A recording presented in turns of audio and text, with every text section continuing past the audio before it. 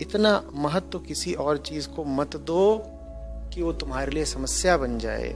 जब तुम्हारे सामने एक केंद्रीय समस्या खड़ी हुई है, यही जीवन जीने की विधि है। एक केंद्रीय समस्या पकड़ो ना। तुम्हारी जो अभी अवस्था है जीवन की, उसमें तुम अपनी समस्या को यही नाम दे दो कि मुझे पढ़ाई करके अपने लिए एक अच्छी नौकरी हासिल करनी है। ठीक है, तुम्हारी अवस्था में मान लो तुम्हारे लिए वो केंद्रीय समस्या है, और फिर उसी पर पूरे तरीके से समर्पित हो जाओ।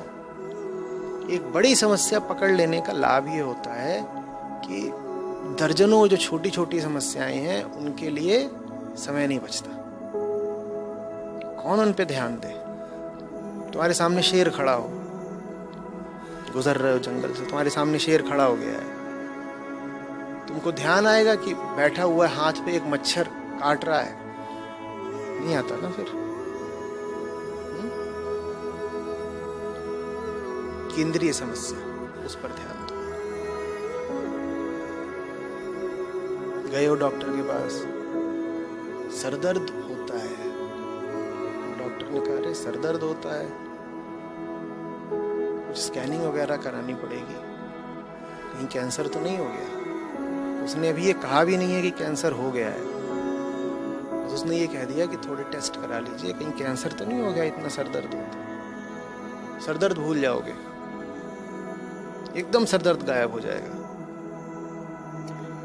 जो चीज महत्वपूर्ण होने जितनी हैसियत नहीं रखती और तुमने उसको महत्वपूर्ण बना लिया, वो तुम्हारी जिंदगी की आफत बनेगी, सर पे चढ़ के बैठेगी, तुम्हें परेशान कर देगी, और इस चक्कर में तुम उस चीज को भुला बैठोगे जो महत्वपूर्ण होने की हैसियत रखती है। बात समझ में आ रही है? जो चीज वाकई महत्वपूर्ण है उसमें जोर लगाओ तो जिंदगी बन जाती है, और जो चीज महत्वपूर्ण नहीं है उसको महत्व दे दो और उसमें जोर लगाने लगो तो जिंदगी तबाह हो जाती है। वो 1 2 3 4 5 6 वाला उदाहरण याद है? एक संख्या लिखी हुई है, 1 2 3 4 5 6, 1,23,456 ये संख्या है। 1 2 3 4 5 6, 1,23,456। अब अगर तुम जरा होशियार नहीं हो, पारखी नहीं हो, तो इसमें तुम्हें सबसे बड़ा आंकड़ा कौन सा दिखाई दे रहा है? 6। तुम कहोगे मैं इसी पे मेहनत करता हूँ, इसको आगे बढ़ाता हूँ, सबसे महत्वपूर्ण तो यही है, ये 6 है, ये सबसे बड़ी हैसियत का है, मैं इसी को आगे बढ़ाता हूँ। और तुमने बहुत जान लगाई है, तुमने 6 को बढ़ा के 9 कर दिया। क्या तरक्की करी है तुमने? 6 को बढ़ा के 9 कर दिया, 6 7 8 9 पहुंचा दिया। और एक दूसरा आदमी है जिसने 1 को बढ़ा के 2 कर दिया। में से ज्यादातर लोगों को पता ही नहीं होता कि हम किस जगह पे मेहनत कर रहे हैं, जिस चीज में अपनी ऊर्जा लगा रहे हो उसकी कुछ हैसियत भी है, कुछ प्लेस वैल्यू है उसकी। विवेकहीन श्रम किस काम का है?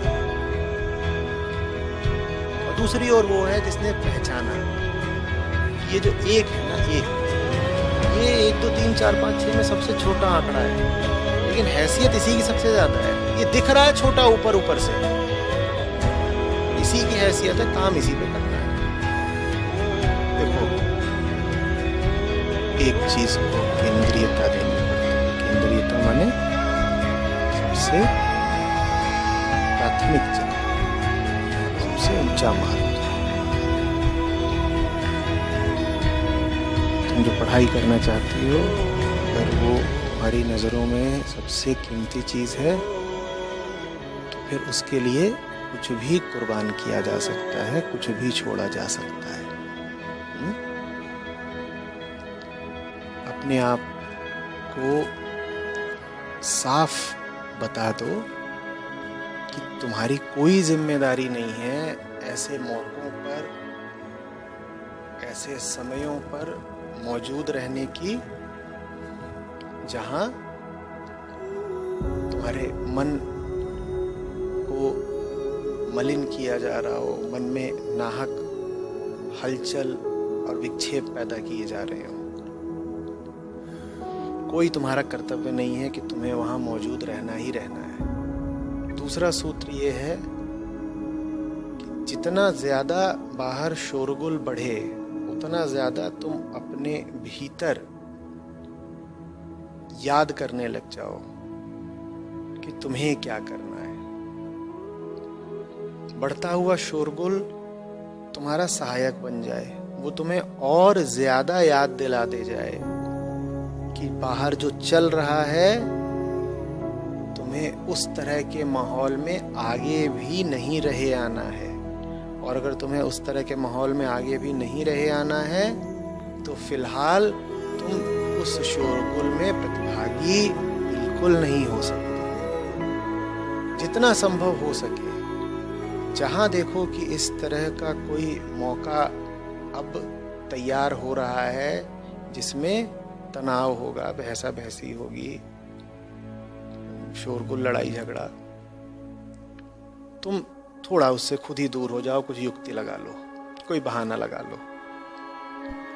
और जब दूर ना हो पाओ, मान लो फंस ही गए, आसपास ये सब चल ही रहा है, तो बाहर जितनी ऊंची हो आवाज, तुम्हारे भीतर भी आवाज उतनी ऊंची हो जानी चाहिए। बाहर की गंदगी तुम्हें और ज्यादा मजबूती से, जोर से एहसास दिला दे, याद दिला दे कि यही तो वो चीज है जिससे हटना है मुझे तो पढ़ाई करनी है। मैं पढ़ाई कर ही इसीलिए रही हूँ ताकि जिंदगी भर ऐसे माहौल में ना रहना पड़े। तो फिर ये जो बाहर का शोरगुल है, ये बाधा बनने की जगह हो सकता है कि तुम्हारा सहयोगी बन जाए।